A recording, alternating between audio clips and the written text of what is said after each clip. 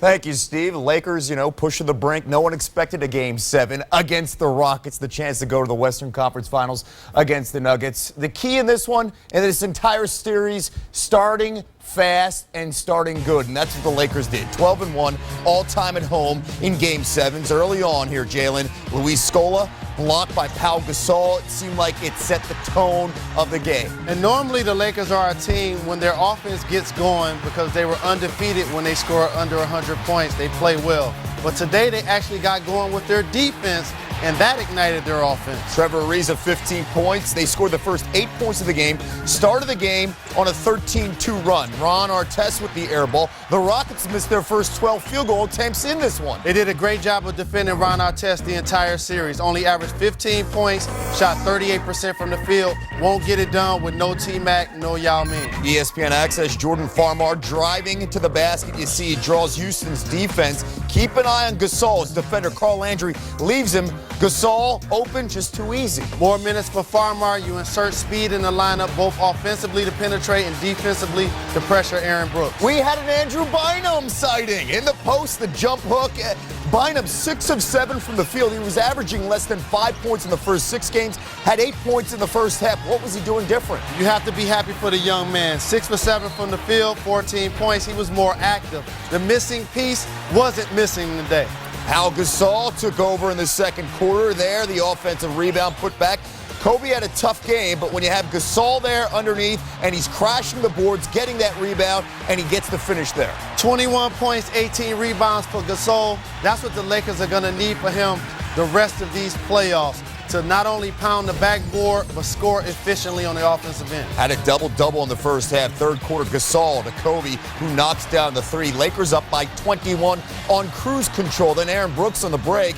Trevor Ariza coming down the court. There's that defense again. Trevor Ariza is a big key to this team. When you talk about the Lakers, he's probably not mentioned, but he and Shannon Brown are going to have huge roles if the Lakers are going to win it all. Gasol, 21 points, 18 rebounds. The Lakers win very easy, 89-70. The Rockets shoot just 37% from the floor. And Kobe in this one, Jalen, just 4 of 12 from the floor. He had 14 points, yet they win, and they move on to the Western Conference Finals. Kobe with Doris Burke afterwards. Today, a different competitive spirit on the defensive side of the floor. Why? You just got to pick it up. In the playoff series, you love to get opportunities back. We obviously didn't play as well on the road as we wanted to outside of Game 3. And we just had to come home, put the last game behind us and perform well. Andrew Bynum had the best game of his postseason. When he plays at that level, how hard are the Lakers to beat? Well, it's tough. He was very active defensively. Him and Pau both. That's something that we talked about them doing, a better job of in this game, just being more active defensively. And they provided a big spark for us. I'm going to ask you to switch gears quickly. What's the first thing that comes to mind when you think of the matchup with the Denver Nuggets? Another physical series. So, we got our hands full with them. We know they're rested. We know they're ready. I know Melo and Chauncey, those guys, are going to be ready, but we will be too. You're smiling now. Congratulations.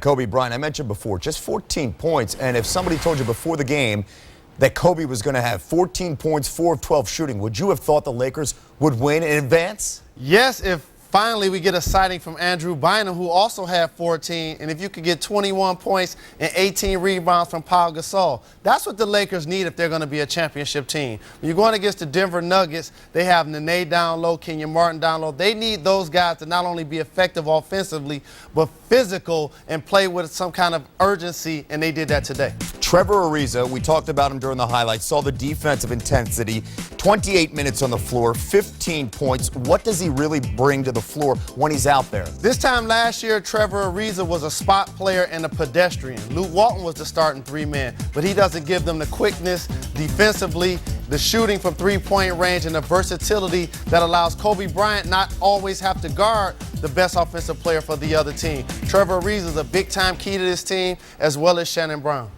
You played in a Game 7 before. How much did the Rockets miss a go-to guy today? This is where you need your go-to guy. And the funny thing is, all season people were saying, oh, they're better without Tracy McGrady. They made it out of the first round. So they won a couple of games without Yao Ming this series. Are they better without Yao Ming too? No way. The bottom line is you have to give the Rockets credit.